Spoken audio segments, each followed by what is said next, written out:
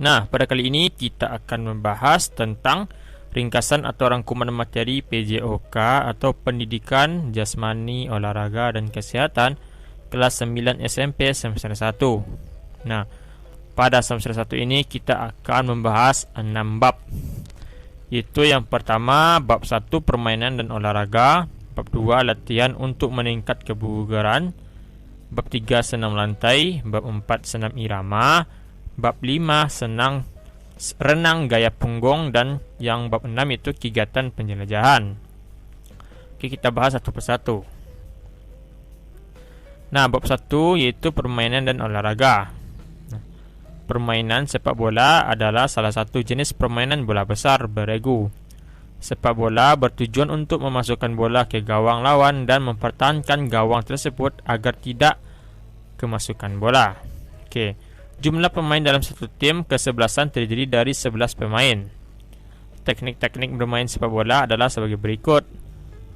Pertama, mengumpan, B, menghentikan, C, menendang, D, mengiring. Permainan softball adalah salah satu jenis permainan bola kecil beregu.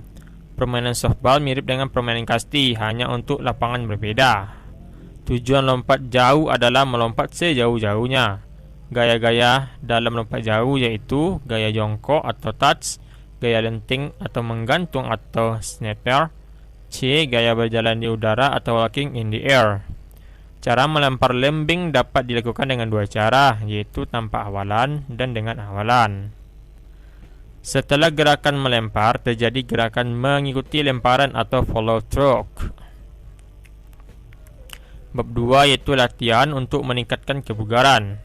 Nah, komponen kebugaran meliputi beberapa hal, yaitu daya tahan kardiovaskular atau daya tahan jantung dan paru-paru, daya tahan otot, kekuatan otot, kelentukan, komposisi tubuh, kecepatan gerak, kelincahan, keseimbangan, kecepatan reaksi, dan koordinasi. Daya tahan jantung dan paru-paru umumnya diartikan sebagai ketahanan terhadap kelelahan dan kemampuan pemulihan segera setelah mengalami kelelahan. Daya tahan yang tinggi dapat mempertahankan penampilan dalam jangka waktu yang relatif lama secara terus-menerus. Cara terbaik untuk meningkatkan kemampuan kekuatan ini adalah berlatih menggunakan beban, atau dengan kata lain latihan beban atau weight training. Fleksibilitas adalah komponen kesegaran jasmani yang sangat penting dikuasai oleh seseorang. Bab 3 kita akan membahas senam lantai.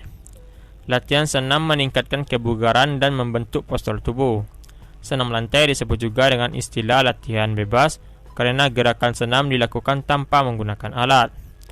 Latihan senam lantai akan lebih aman jika dilakukan di atas matas. Gerakan meloncat berputar arah berguna melatih kelenturan otot punggung dan tangan. Berdiri di atas kepala disebut dengan kopstand dan headstand. Bab 4 itu senam irama. Senam irama disebut juga senam ritmik. Gerakannya diiringi irama musik atau tanpa musik.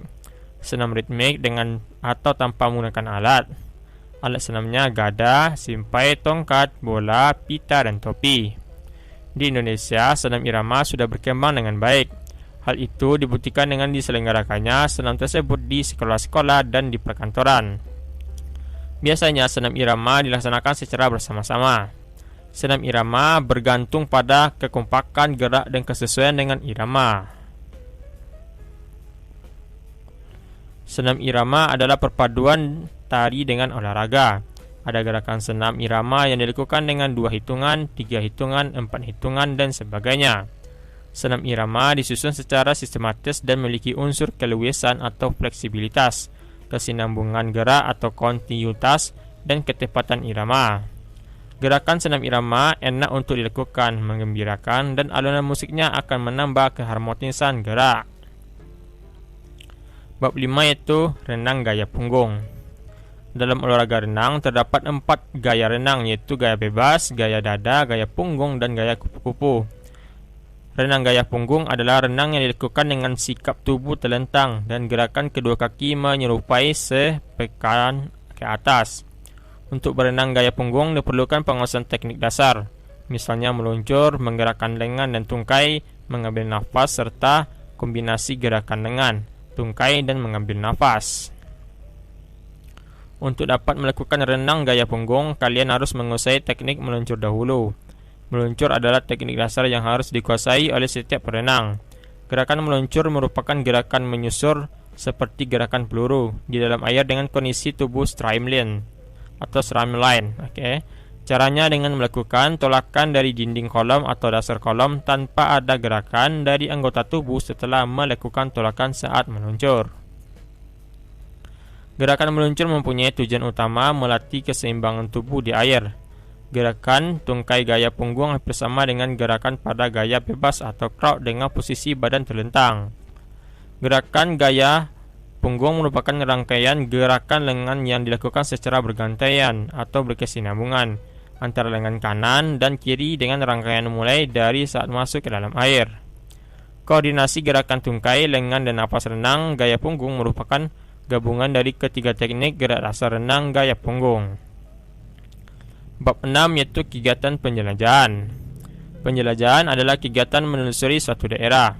Mendaki gunung, kegiatan lintas alam atau cross country, jurit malam, menelusuri gua dan sungai termasuk kegiatan penjelajahan. Kegiatan yang tersebut dilakukan di gunung, pantai, atau sungai. Kegiatan tersebut membutuhkan persiapan yang matang, misalnya persiapan mental, fisik, dan perlengkapan yang memadai. Kita dapat melakukan kegiatan penjelajahan di lingkungan rumah dan di sekolah. Kegiatan penjelajahan melatih kebugaran fisik, kedisiplinan, kerjasama, dan cinta lingkungan.